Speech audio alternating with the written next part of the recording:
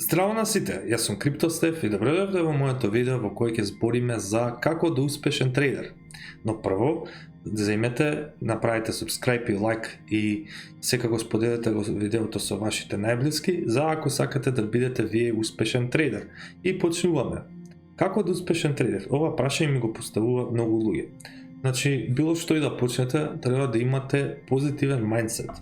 Значи, ако мислите дека тргувањето ќе ве направи богат, дека, не знам, ќе бидете милионер преку ден, тоа е далеко од вистината. Значи, во волатилен маркет можете да ги изгубите парите како ништо. Значи, една свеќа надоле од, како што беше, од 10.000 до 3.000 долари, што падна биткоинот, и веднаш можете да го изгубите портфолиото како ништо.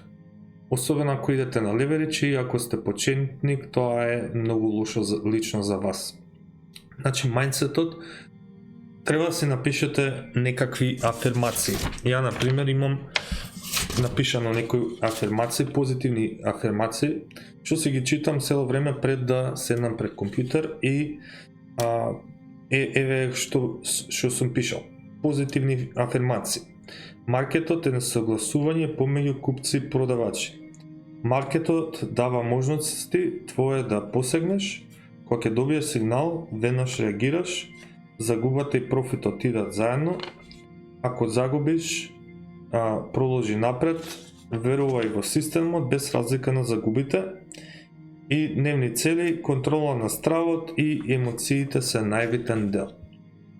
Значи, ова ми се некои од афирмациите што ги читам и цело време ми помагаат кога ми било најтешко и кога сум изгубил доверба во системот, да седнам и да размислам зашто тргувам. Значи, тргувам за да бидам, за не работам од 8 до 5 сат и за да бидам финансиски независен.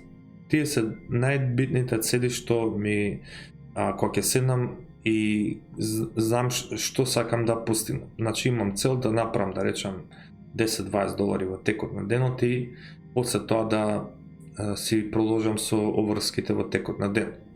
И тоа е многу битно за било кој што сака да почне со било што. Мајндсетот е најбитен во било што или за тргување или за било која работа.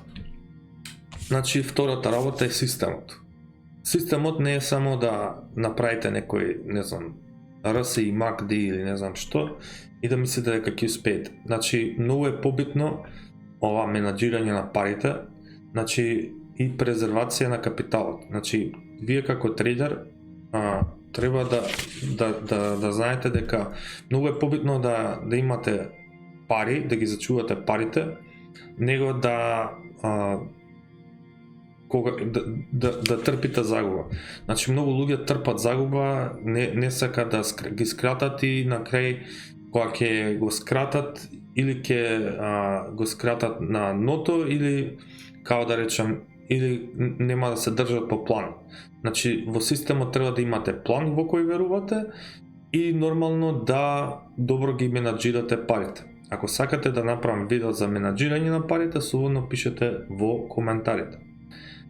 Идеме на третото нешто, тоа е едукација. Едукацијата е исто така битна. Значи, системот, ако вие не го напредувате без едукација, секој ден треба да си дадете некоја цел, да прочитате некоја книга за тргување, за мајндсет, за нешто што вистински во моментот ви значи, се со цел за да станете се подобар и подобар трейдер. Значи, едукацијата ви дава помалку да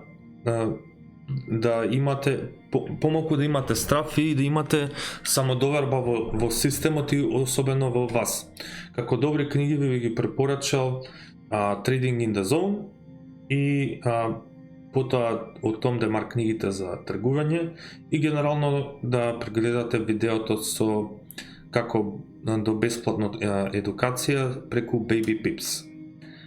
Издржливост и упорност. Значи, овие се две работи што јас лично ги имам. Зашто? Затоа што спортувањето ми кажува, ако имаш ти спортски дух спортувањето ми кажало дека ти си голем индивидуалец и дека килажата таа што имаш на грбот, да речеме креваш 100-200 кило колку и да е, нема никој друг освен ти самиот, ако не посегнеш да ја кренеш, никој нема да ти помогне.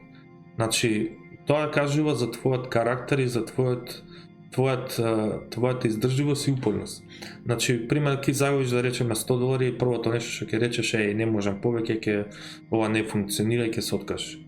Значи, да, ќе имаш месеци каде што, значи, ќе си многу успешен, па ќе паднеш, па ќе бидеш успешен, па ќе паднеш, но на крајот на денот ако ти направиш, ако имаш добар план со менаџирање на парите, никад нема да дозволиш да не бидеш успешен.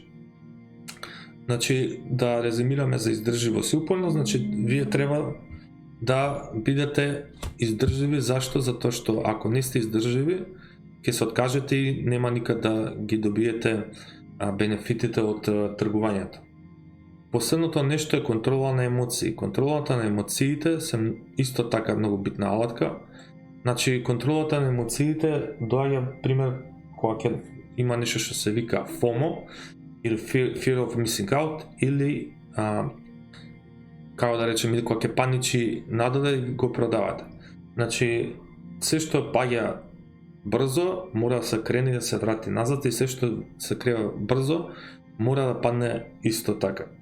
Значи, од таа перспектива, контролата на емоциите, ви предлагам да медитирате, да слушате некоја ваква музика како што е во позадина, и нормално да имате цели. Значи, емоциите се е до начинот на размислување, се е до мајндсетот, и нормално стравот се контролира со тоа што имате доверба во систем. Значи, контролата на емоциите се е до ова и до ова.